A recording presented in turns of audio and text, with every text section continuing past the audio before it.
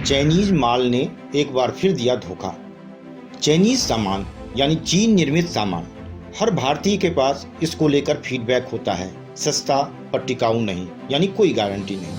यही वजह है कि लोगों का चाइनीज सामान पर भरोसा नहीं रहता है और अब यह भरोसा और टूटा है जब चीन निर्मित रैपिड टेस्ट किट से जांच परिणाम सही नहीं पाए गए।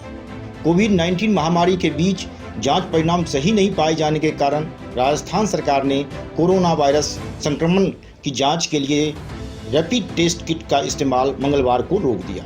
स्वास्थ्य मंत्री डॉक्टर रघु शर्मा ने कहा कि इन किट से परीक्षणों के परिणाम के बारे में एक रिपोर्ट भारतीय चिकित्सा अनुसंधान परिषद ICMR को भेजी गई है। इस किट से केवल 5% सही या वैध परिणाम मिले हैं।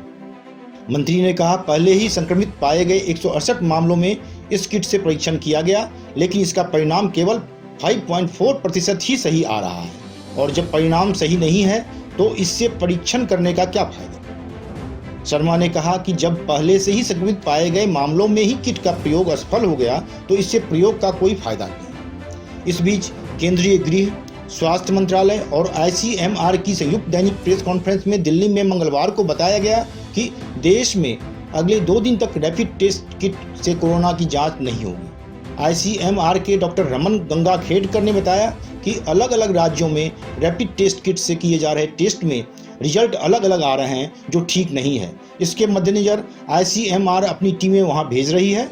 साथ ही राज्यों को रैपिड टेस्ट किट 2 दिन तक इस्तेमाल न करने की सलाह दी गई है। पूरी जांच के बाद ICMR रैपिड टेस्ट किट पर दिशा निर्देश जारी करेगा। गंगाखेडकर ने बताया कि देश में अब तक कोरोना वायरस के 4,49,810 टेस्ट हुए हैं और कल 35,000 टेस्ट हुए थे।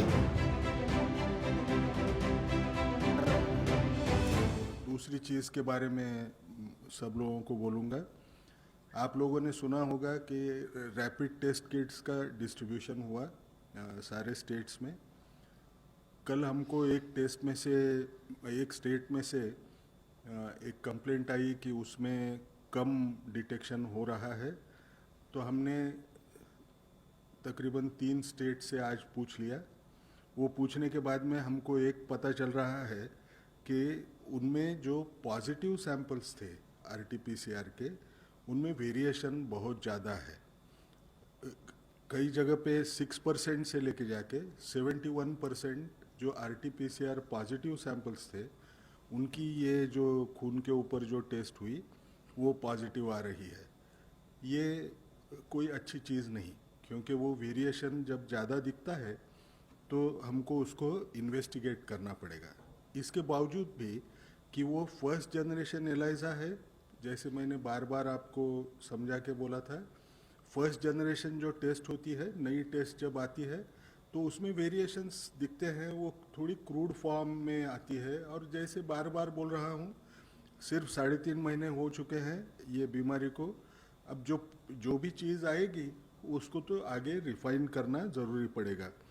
तो हमने एक डिसाइड किया कि ये फाइंडिंग्स को नज़रअंदाज करना नहीं है।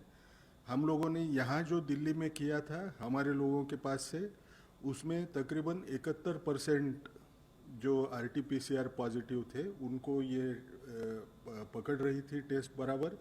और जैसे टाइम जाता है, 7 दिन का टाइम अगर हो गया तो वो पॉजिटिव आने का चांस भी बढ़ रहा था। लेकिन ये वेरिएशन देखते हुए हमने 2 चीज़ें ठहराई। अगले 2 दिन में हम हमारे 8 इंस्टीट्यूट्स को फील्ड में भेजेंगे और जो किट्स हैं उनमें से वो लॉट्स लेके उसको टेस्ट करके वैलिडेशन करने की कोशिश करें। फील्ड में वैलिडेशन होगा, ये लैब में नहीं होगा। दूसरी बात हमको एक करना है कि सारे स्टेट्स को ये सलाह देना है कि अगले 2 दिन ये टेस्ट किट्स इस्तेमाल न करें। 2 दिन के बाद में हम क्लियर कट एडवाइजरी देने के पोजीशन में रहेंगे, क्योंकि अगर ऐसे कुछ नज़र आया कि वो बैचेस में प्रॉब्लम है तो हम वो बैच को रिप्लेसमेंट के लिए वो कंपनी को बोल सकेंगे। इसलिए सबने इस वक्त तो भी वो टेस्ट किट इस्तेमाल 2 दिन ना करें और अगले 2 दिन में हम जो भी सही जो रिजल्ट्स आते हैं वो आपको बताएंगे और राज्यों को भी बताएंगे।